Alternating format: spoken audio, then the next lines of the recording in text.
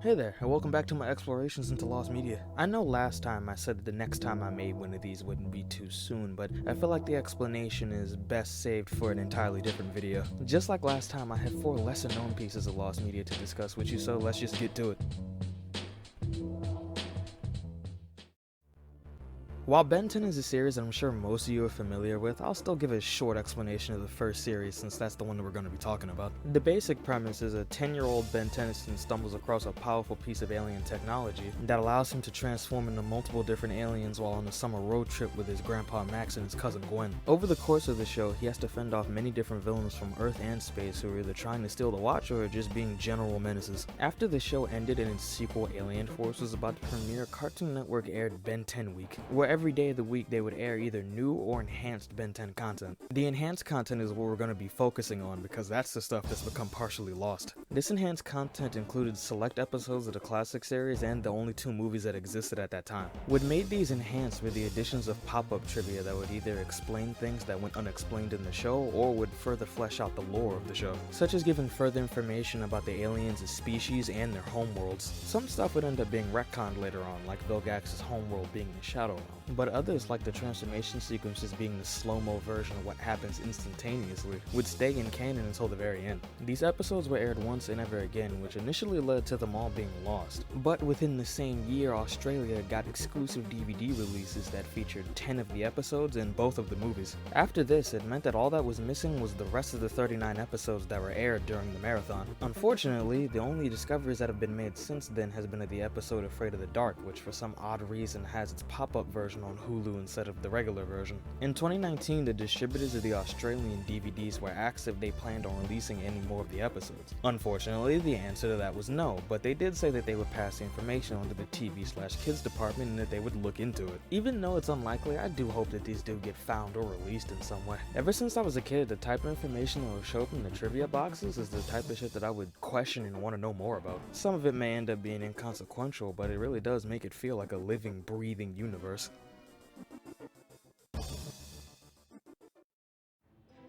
Invader Zim was one of Nickelodeon's most popular shows. Even though it only ran for 2 seasons originally, it stayed in syndication for years after that. This show is most known for its surreal and often creepy moments, which for most people is the exact reason why they enjoy it so much. But I think one of the weirdest things about the show is definitely the pilot episode. Now, the pilot itself isn't the part that's lost, as it has been aired on TV, but what is lost is an alternate version of a scene that takes place in the pilot itself. Within the pilot, there was a scene where Zim and Dib get involved into a food fight in the cafeteria that originally was animated in 3D. Once the pilot was released, it was replaced with a 2D version. This caused the 3D version to be completely lost for a while until a few screenshots were found over time. In 2004, an Invader Zim fan site were able to do a few interviews with the people who worked on the DVD releases from around the time. The first person they interviewed said that they had asked Nickelodeon for everything and that they were still trying to find it in their archives. The second person stated that while it had been found, they hadn't found the full and up-res version of it, which was the one they were specifically looking for to put on DVDs. And to this day, that's all the information we have about the whereabouts of this sequence. It's highly unlikely that it'll be released since it's been 10 plus years since we last heard about it. But considering that Enter the Flopus was a success, it might inspire Nickelodeon to try searching for the full and up-res version again.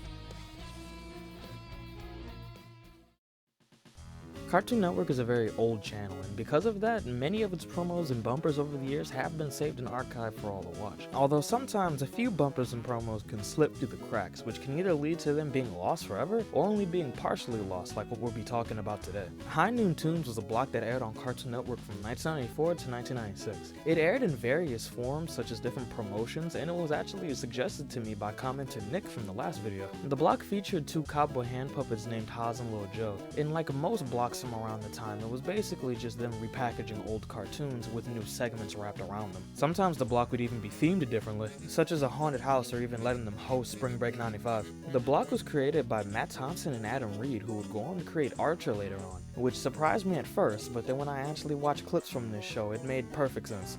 Also a little unsurprising is that they were usually drunk while making these shorts and even got in trouble once for setting a spaceship prop on fire. Just by watching these bumpers, I can tell that they really had a blast by making them, and that makes it kinda sad that a lot of them have been lost to time. Initially, the only things available on YouTube were a couple of uploads of the same Quick Draw McGraw promo. Over time, a few of them were eventually found in bumper compilations from 1995. But then in 2019, a good amount of interstitials and bumpers were found by Beetleborg's archive. For now, these uploads are all we have, and I'm not confident that we're gonna have any discoveries anytime soon, but anything can happen when it comes to lost media.